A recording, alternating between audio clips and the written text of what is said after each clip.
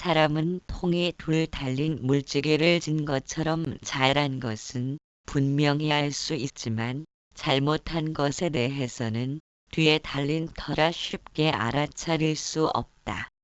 내가 상대방에게 행한 모두를 한꺼번에 살필 수 있는 것은 상대가 나를 대하는 관계의 거울을 통해 드러나고 있다. 그렇기에 너는 또 다른 나의 모습이다. 만일 우리가 유기적으로 연결되어 있지 않은 존재들이라면 내가 무엇을 하건 상대는 영향받지 않을 것이고 본인 역시도 상대가 자신을 어떻게 대하든 상관하지 않을 것이다. 그러나 그렇지 못하다. 상대의 말과 행동을 따라서 내가 그대로 반응하듯 상대도 마찬가지로 내가 행하는 말과 행동을 따라 반응을 나타내고 있다. 상대방이 원하는 것을 전부 해줄 수는 없지만 최소한 하려고 노력하는 자세는 상대방의 마음을 열어놓는다. 상대방의 입장에서 이해하려 하고 부드럽고 겸손한 마음으로 상대방을 대할 때 원만한 인간 관계는 거기서 그치는 것이 아니라 그것은 곧 나를 위하는 일에 다름 아닌 것이다. 오로지 나의 입장에서만 생각한다면 상대방을 불신의 눈으로 바라볼 것이며 더욱 높아지고 허물 수 없는 벽이 생긴다. 상대는 단지 나를 위한 도구이어야 하고 내가 올라서기 위한 발판이 되고 만다. 그땐 아무리 관계를 개선하려 해도 이미 꺼진 불꽃처럼 싸늘한 반응만을 전해줄 것이다. 너무 늦기 전에 이기심으로 들어찬 마음을 소진시키기 위해서 비록 필요 없는 말이라도 상대의 입장에서 상대를 위하는 마음으로 할 수 있다면 다친 마음들이 서서히 풀려갈 것이다. 마음이 탐욕과 분노와 사됨을 즐기는 원인은 두 가지 인연으로 의식이 생겼기 때문이다. 즉, 눈이 사물을 보고 소유하고 싶은 탐욕과 음욕을 불러오고 귀가 소리를 듣고 잘잘못을 따지고 싶은 분노를 불러오고 혀가 맛을 보고는 간교함을 불러들인다. 피부가 감촉을 대하여 나태함을 불러오며 뜻이 법을 대하여 나름대로 판단하는 삿된 소견을 불러들이는 것이다. 그래서 장님은 보는 것이 없어 탐욕심이 다른 사람보다 치성하질 못하고 귀머거리는 듣는 것이 없으므로 분노를 일으키기가 수월치 않다. 혀에서 목젖까지의 거리는 불과 20cm를 넘지 못한다. 그 짧은 거리를 통과시키는데 흡족함을 얻기 위하여 우리는 얼마나 맛에 매달려 살고 있는지 생각해 보면 참으로 기가 막힌 일이 아닐 수 없다. 오용락을 들끓게 하는 어리석음의 근원진 눈과 귀를 보고 나선 욕망하지 않도록 잊어버리고 듣고 나선 원망감을 떠올리지 않도록 단속하여 자신을 객관적인 입장으로 던져놓고 살펴야 한다. 관계의 거울은 비단 사람에만 국한되는 것이 아니라 우리를 돌보고 불편하지 않도록 배려하고 있는 주변의 모든 사물들에게까지 비춰져야 한다. 왜냐하면 내가 사용하는 볼펜 하나라도 수많은 사람들이 모여 만들고 광고를 하고 배달해서 전달된 것이라 많은 사람들의 노고와 땀이 배어있는 까닭이다. 하찮은 물건이라 해서 없이 여긴다면 그 마음은 결국 본인의 삶을 비참하게 만들어가는 주범이 될 것이다. 어떤 사람이 초대를 받고 친구 집에 놀러 갔다. 그 친구는 자신의 3층 누각에 올라 술과 안주를 대접했는데 3층에 올라간 그가 아래를 내려다보니 경치가 기막히도록 좋았다. 바람도 시원하게 불어오고 전망도 훌륭한지라 자신도 친구와 같은 3층 누각을 지으리라 다짐하고는 집에 돌아오기 무섭게 목수를 불러 누각을 짓기 시작했다. 그런데 목수에게 부탁하기를 난 1, 2층은 필요가 없으니 3층만 누각을 지어달라고 부탁했다. 어리석음을 비유로 우화 속의 이야기지만 우리는 이런 종류의 어리석음을 수도 없이 경험한다.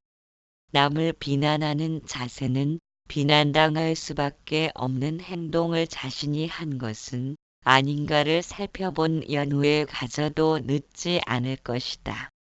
어떤 사건과 문제들에 대해서 자신이 제공한 원인을 먼저 살피려는 삶의 태도는 대단히 긍정적이며 지혜로운 자의 처신이다.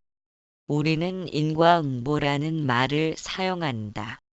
행동을 따라 움직이는 그림자처럼 우리가 어떤 행동을 하기 위해선 우리 자신을 먼저 거치고 나온다.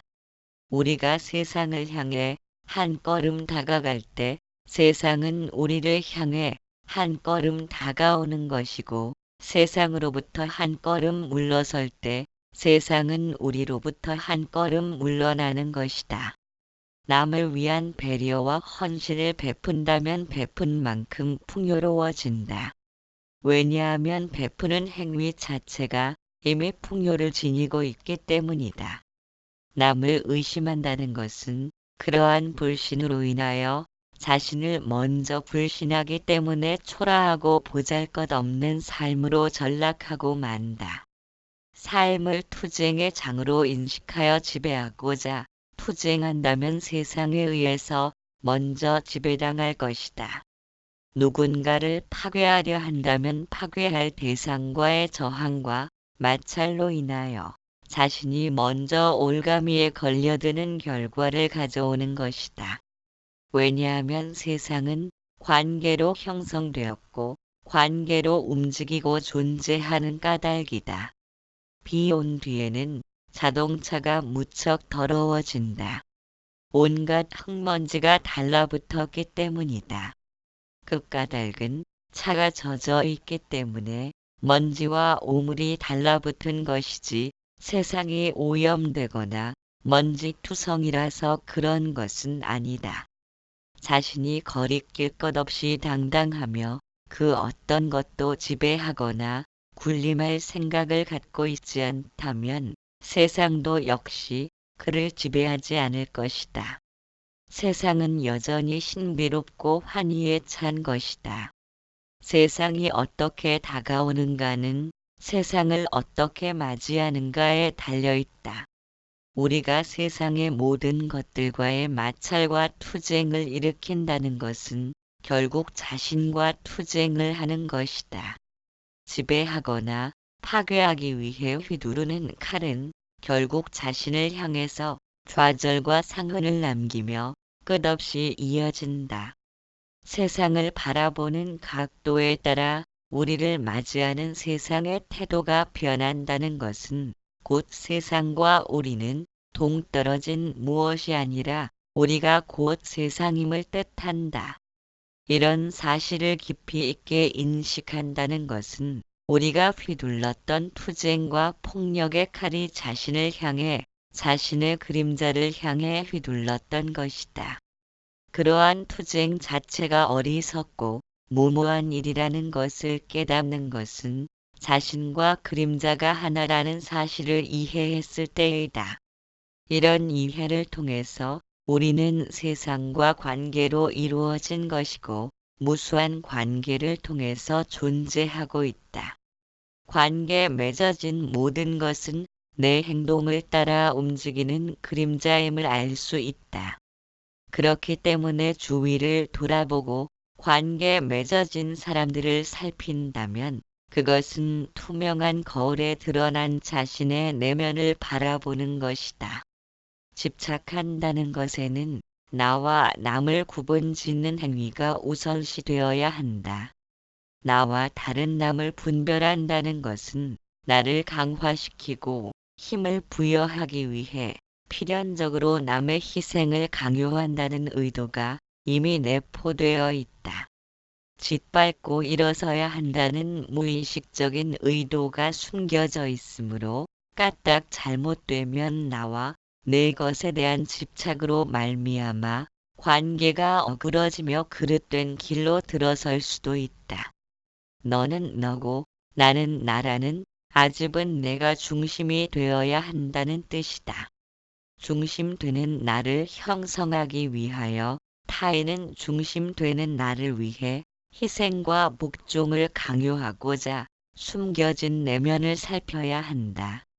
그렇기 때문에 집착의 대상이 좋건 나쁘건 간에 나를 중심으로 벽을 쌓는 일이기 때문에 집착한다는 자체가 이미 올바른 이해력을 동반하지 않는 것이다. 진리나 깨달음에 많은 가치를 부여하고 가슴 속에 이상으로 간직하더라도 관계의 거울을 살피지 않고 자신을 올바로 이해함 없이 추구하고 노력하는 행위는 결국 집착에서 비롯된 것이다. 진리에 대한 집착이란 다른 하나인데도 둥근 달, 반달, 초승달 등의 여러 가지 모습으로 나타나는 변화를 제각각 다른 것이라 구분지음으로 해서 드러나는 편협한 자기 위주의 사고이다. 진리를 집착한다는 것은 완전하게 둥근 달의 형상만을 고집하려는 아집을 지닌 것이다. 완전함이 존재하기 위해서는 불완전을 바탕으로 해야 하는 세상의 순환 질서를 알지 못함으로 일으킨 착각에 불과할 뿐이다. 강물에 비친 달을 건져도 달은 거기에 없다. 우리가 건져 올리는 것은 그것이 무엇이든지 강물에 달에 지나지 않는다. 형상을 따라 움직이는 마음을 거두어 자신의 내면을 살피는 것은 뿌리로 돌아가는 것이다. 실제로 내 안에는 무수히 많은 내가 있다. 구태여 남들을 일일이 관찰할 필요가 없다. 나라는 관념이 깊이 들어차 있는 것은 경험과 교육을 통해 이런 모습의 나라는 이미지를 새겨놓은 까닭이다. 마음속에 깃들어 있는 이런 모습의 나를 살펴본다면 주위의 친구나 가족들의 관계, 태어나고 자라온 환경 등의 모든 것이 전부 숨어 있다. 이와 같이 우리는 자신이 설정한 상이나 이미지를 통해 모든 관계를 유지해오고 연관되어 있음을 알 수 있다. 친구를 만나도 끼리끼리 만난다고 하는 말이 있는 것처럼 자신이 설정한 이미지를 만나는 것이다. 한 가지를 보면 10가지를 알 수 있는 것은 좋아하는 음악, 즐겨 부르는 노래, 옷의 취향 등을 살펴보면 본인의 스타일이나 성격 등을 파악할 수 있는 실마리가 된다. 본인에게는 이미 이런 모습의 나라는 상을 자신에게 심어 놓았기 때문에 항상 변화를 바라는 갈증에 목마른 것이다. 우리는 관계를 통하여 세상을 형성하였고 세상의 일원이 되었다. 그러므로 관계의 거울로 자신을 비추기 시작했을 때 세상이 곧 우리이고 우리가 곧 세상이다. 마음은 곧 언어이다. 주위 사람들이 내게 대하는 모습을 통해 자신이 행한 바를 찾기 시작했을 때 삶은 전혀 다른 차원으로 탈바꿈되는 것이다. 모든 것에서 배우기 시작한다. 어떤 사람의 말이나 책 속에서도 배울 수 있다. 주위 사람들이 나를 대하는 모습이란 내가 그들을 맞이했던 태도가 비추어진 것이라면 자신이 접하고 있는 환경과 세상은 자신이 지금껏 행해온 바를 있는 그대로 대변해 주는 것이다. 실체를 따르는 그림자처럼 자신을 따라 왜곡 없이 나타난 그대로를 비추는 거울처럼 재생되고 있다. 그렇기에 지금 이 순간의 내 모습 이외에는 더 이상의 어떤 정답도 존재하지 않는다. 과거를 회상하고 미래의 내 모습을 상상하는 것은 가장 올바른 답을 떠나 있는 것이다. 그런 까닭에 인간은 지금 현재의 나와 미래의 나 사이의 괴리감 때문에 고통받고 있는 것이다. 그러한 가장 큰 원인을 찾는다면 언어에 있을 것이다. 말이란 생각을 표현하는 것이고 행동은 말과 생각을 실천하는 것이기에 서로 연결되어 있다. 보이고 들리는 생각에 대하여 모양을 짓기 시작한 것은 언어가 생겨난 때문이다. 언어가 없는 동물들의 생각은 모양을 짓지 않으므로 인간처럼 복잡 다양하지 않다. 동물의 생각이란 단순히 본능에 의한 반응만을 나타내는 도구에 불과하다. 그러나 인간은 언어를 사용하기에 생각에 대하여 하고자 하는 의도를 지닌 마음을 지니게 되었다. 그런 까닭에 인간은 엄청난 변화와 발전을 이룩했지만 언어로 인한 폐단도 만만치가 않다. 언어를 통해 사상과 신념을 지니면서 서로 다른 무리끼리는 한시도 마음 놓을 수 없도록 전쟁과 충돌이 일어나기 때문이다. 언어를 이해한다는 것은 마음을 이해함과 같다. 마음은 거의 전부가 언어로 이루어진 까닭일 것이다.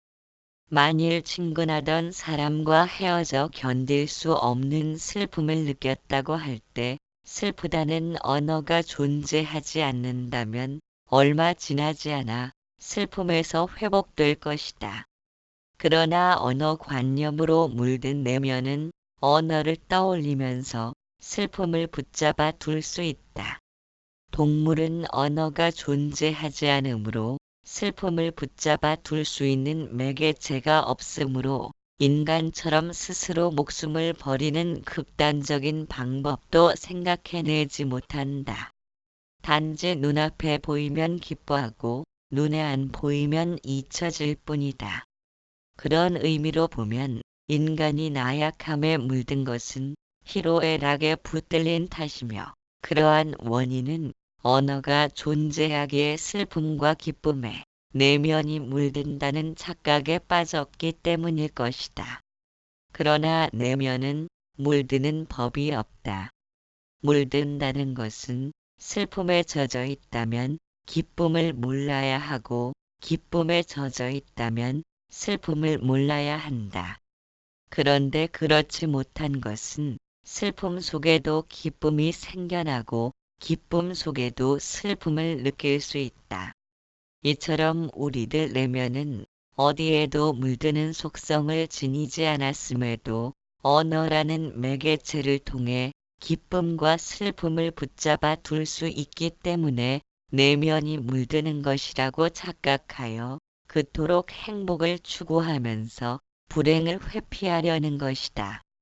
만약 기쁨과 슬픔이라는 언어가 없다면 마음은 눈앞에 나타난 기쁨과 슬픔에 반응하지만 눈앞에서 멀어지면 잊혀지는 시간은 훨씬 빠르기에 희로애락에 대해 별 문제를 삼지 않을 것이다. 내면을 물들이는 기억도 언어에 의존하기 때문에 인간에게 언어가 없다면 슬픔과 기쁨에 대해서도 담담하게 받아들일 것이다. 그러면 마음은 별다른 문제를 일으키지 않는다. 단순히 눈앞에서 전개되는 상황에만 반응하면서 움직임으로 그에 맞춰 살아갈 뿐이다. 언어가 없으므로 미래를 떠올릴 필요가 없을 것이며 과거를 기억하여 슬픔에 젖지도 않는다.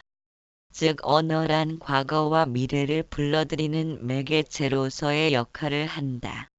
마음이 언어로 중독되어 있기에 지금 이 순간을 놓치고 과거와 미래를 넘나드는 것이다. 은연중에 우리는 실체보다 이름과 모양을 소중히 생각한다.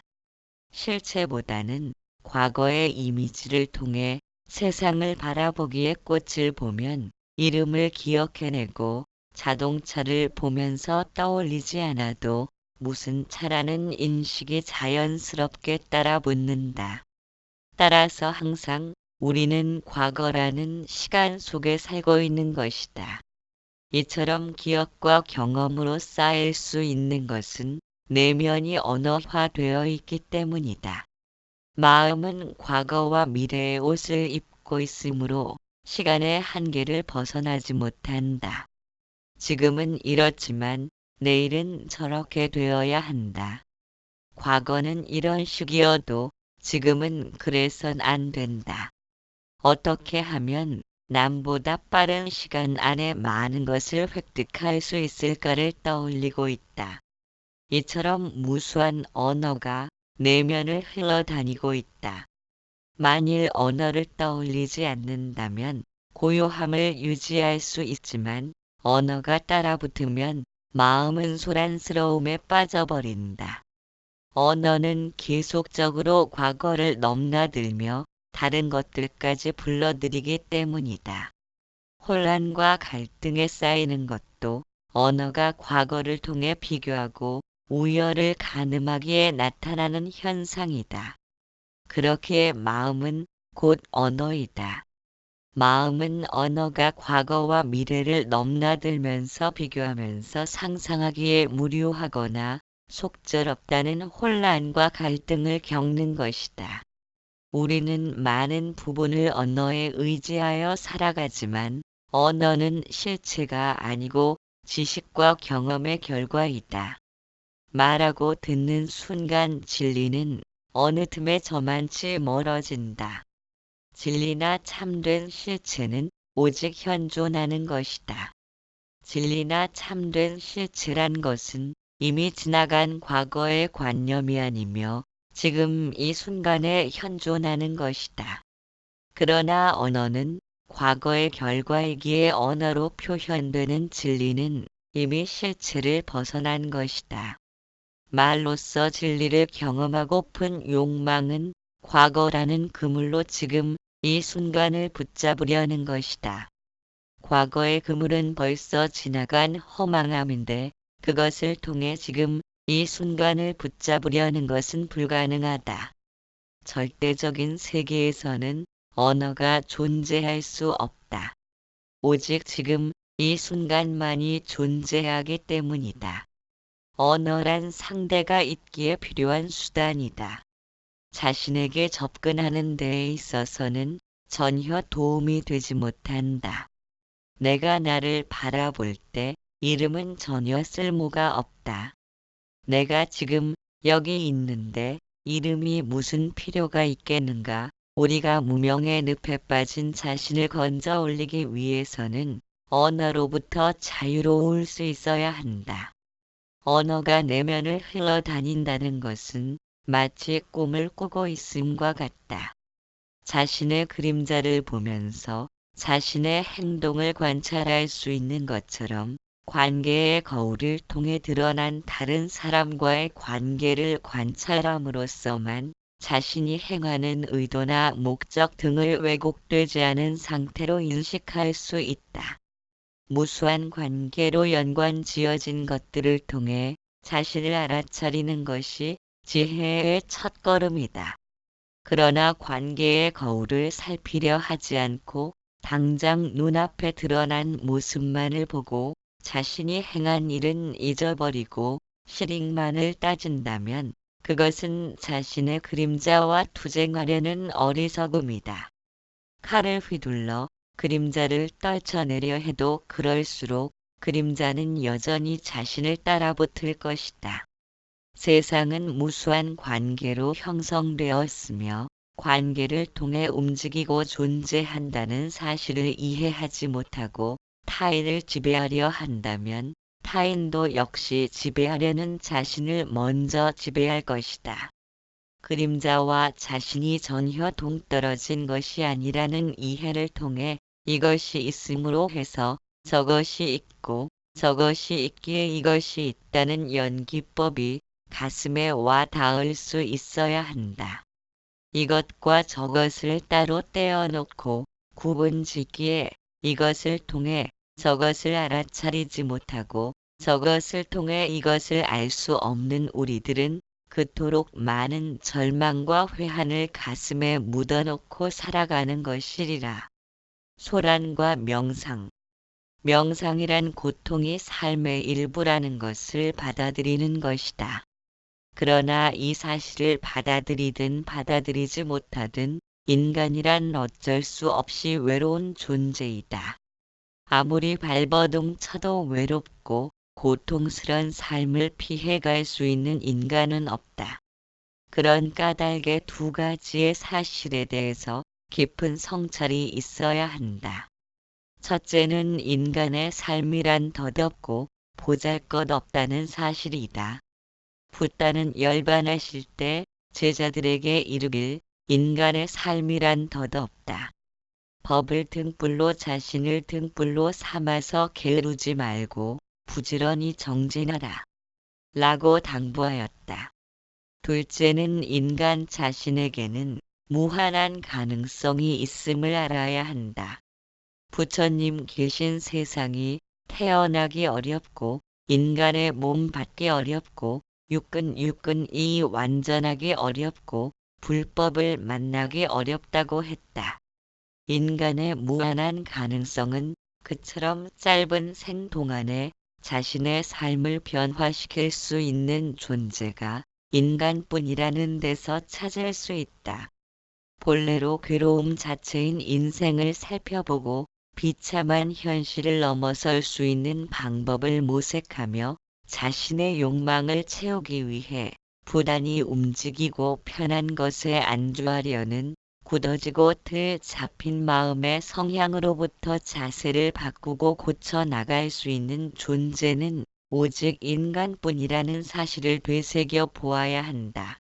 달마대사는 이르길 다르마 다머란 어떤 것도 그것이 존재하는 실체라고 인정하지 않는 것을 말한다. 모든 것이 공이라는 사실을 알기에 그들은 남을 도울 수 있으며 깨달음으로 가는 길을 영광스럽게 할 수 있다. 라고 하였다. 명상의 길에는 우리가 통상적으로 알고 있는 것을 바로잡아야 한다. 첫째는 시간관념으로부터의 해방이다. 이는 재행무상으로 표현되는 것이며 모든 것은 항상함이 없다는 것이다. 세상은 계속적인 흐름 속에 있기 때문이다. 우리는 타인과 비교하면서 행복의 기준을 평가하는 상대적인 관념으로 인하여 많은 혼란과 갈등이 비롯되었다. 나보다 앞선 사람은 따라잡아야 하고 뒤처진 사람은 더욱 밟고 일어나야 한다. 그렇기에 상대적인 세계 속에 살고 있는 한 행복하다는 건 기껏해야 남을 짓밟고 있는 기간만큼을 말한다. 그런데 과연 남을 짓밟고 있는 상황이 어떻게 진정한 행복이 될 수 있겠는가? 진정한 행복이란 자신과 타인이 함께 기뻐할 수 있을 때이다. 우리는 행복하지도 않고 불행하지도 않다. 그저 단순히 존재할 뿐이다. 그런데도 상대적인 관념에 물든 탓으로 불행을 느끼고 피해를 느낀다. 이처럼 상대적인 세계관으로 길들여진 마음을 통해서는 진정한 행복은 없으며 가시적인 기쁨만을 맛보는 것이다. 아무리 남을 위한다 해도 마음은 여전히 아상 중심의 틀 안에서 움직이기에 타인은 단지 자신의 이용 대상일 뿐이다. 그래서 수행자는 틀 잡힌 마음을 주시해야 한다. 이득을 얻거나 손해를 보는 경우에 아상이 드러나는 자신의 감정을 놓치지 않고 살필 수 있어야 한다. 또한 사랑과 미움이 반복되며 교차하기에 적과 은인의 입장도 서로 바뀔 것이다. 만일 좋음과 나쁨이 실체로서 존재한다면 변해감이 없어야 하지만 그렇지 않다. 세상은 늘 그러하지 않은 계속적인 흐름 속에 있기에 지금 좋았던 것들을 언제까지든 끌어안으려는 시도가 욕망이며 지금 나쁜 것이라 떼어버리려 발버둥 치는 것이 분노이다. 이와 같이 욕망과 분노란 달리는 배에서 강물에 표시하려는 어리석은 집착일 뿐이다. 욕망과 분노를 지닌 상대적인 안목을 통해서 세상을 바라본다면 존재의 본질은 어디까지나 왜곡될 것이다. 그렇기에 좋고 나쁨이란 어휘만이 다를 뿐 같은 의미라는 것을 받아들일 때 인내와 자비를 수행함에 있어서는 최고의 스승이 될 수 있다. 또한 상대적인 관념에 물든 원인이 언어로 비롯된 것임을 알아야 한다. 언어의 구성은 항상 반대되는 개념을 안고 탄생되었기 때문이다. 그래서 언어로 이루어진 지식이나 아르마리를 집착한다면 좋고 나쁨을 헤아리는 상대적 관념에서 벗어나지 못한다. 그런 이유로 하여 절대적인 세계에서 존재하는 자성이나 존재의 본질은 언어로 설명될 수 없으며 아르마리로 헤아리고자 한다면 오히려 그것과는 점점 멀어지게 된다. 진리나